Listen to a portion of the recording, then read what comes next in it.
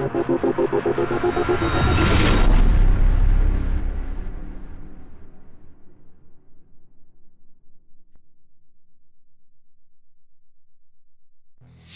guys, this is Jeff Jones with the Boxman. I hope this video finds you guys in a good place. As we close out the weekend, I'm doing several different videos. This one is kind of impromptu, and I'll put it on all our platforms.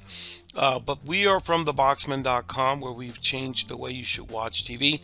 And lately in our paid customer group, we're getting a lot of traffic, a lot of talk about throttling and what is happening with someone's connection when they're watching TV or using a streaming device. Let me just say, because we resell streaming devices and services, it is not the service provider responsibility to make sure you're not throttling or not being throttled, or whether you have a good internet connection.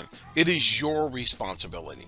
For instance, I've taken ownership. This is just me, not you. This is me. I don't rent anything from my ISP, internet service provider. I buy my own router. I buy my own modem. I control what I want and the speed I want. And I protect myself with a VPN. I apologize. My dog is barking in the other room. But those are the three things. Take control. The reason why you bought a box or a device is so you can control it. If you want to ask questions that you already know the answer to, you might as well go back to cable. I mean, it's not our job to answer questions about your network. It is your network. So it is your job to ask the questions of your internet service provider. So I've looked online, like I periodically do, and I came across this article, How Can I Tell If My ISP is Throttling Me? And she really opens up. This is from last year, and she talks about the best VPNs that can help with that. So let's talk about what is throttling. Throttling is when your ISP intentionally limits your connection's bandwidth. Providers do this for several reasons, and it's usually manifests as a sloth-like connection. And it says, why do ISPs throttle your connection? Network congestion, exceeding data caps, paid prioritization, forbidden activity. So network congestion. Let's say you have one single line, you're in a rural area. A lot of people and neighbors come home and they watch or get online right away or when they get off work. So at night, you're going to have some congestion, so that could start having some throttling depending on how your wiring is. Another reason what brings network congestion is everything in 2023, just about everything connects to the internet. Your phones, your TVs, your printers, your Peloton bike, everything is pulling on your connection because it wants to be alive. Your connection makes that electronic device alive. But if you don't have the data cap or the bandwidth or the right router or modem combo, then you're gonna have some issues. All right. The next one is exceeding data caps, and what that means is almost every internet service provider has a data cap. There's only a few that don't have it, and that would be Spectrum and a few others. But here they gave a list of the internet service providers with data caps. Mine is on there, and I had to purchase an unlimited plan because I constantly go over the plan because I have more than one person that lives in my house. So if you're on one of these, you'll notice that you guys have a data cap, and if you go over that, you're going to have a choppy connection. And that's simply because they are throttling you.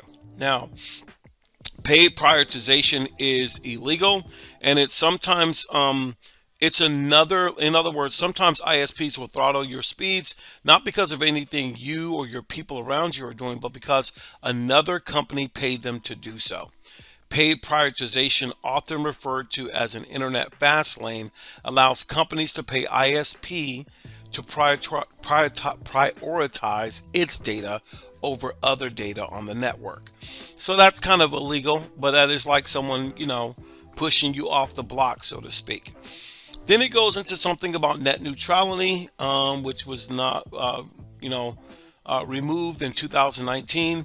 So to stop throttling, you're going to have to do a couple of things. One, reduce, like if you have data caps, you can reduce your monthly usage. If you have congestion, you can always move up to a faster plan. You can always move up to a different plan, or if you have the ability to record some of your favorite shows at night, that might be a better way to do that.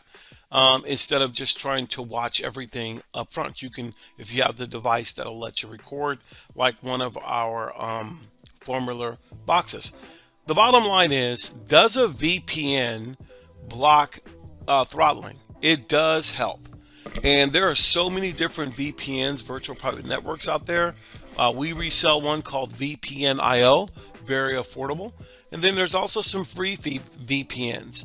But my point in making this video is to remind you that if you're streaming in 2023, you need to get a VPN, because internet service providers have the legal right to throttle you since net neutrality was lifted in 2018. So my suggestion is, I wanted to make this video so you see why they do it, who does it, and what throttling is, and then it's up to you to make a decision. So basically, in our group, we make suggestions for tech support. You make decisions. We make suggestions. You make decisions. We would love to work for you. Thank you so much for being our current customer. I really appreciate you using us. But I am very, very excited to meet some of the people that don't know anything about streaming, and we're the best company to help you get where you want to go. Have a great day. Don't forget to order a new box that come up in the next week or so. We're giving away our first Z11 Pro Max, and we're looking forward to helping anyone and everyone that wants to kick their cable bill to the curb. Have a great night, and we'll talk to you soon.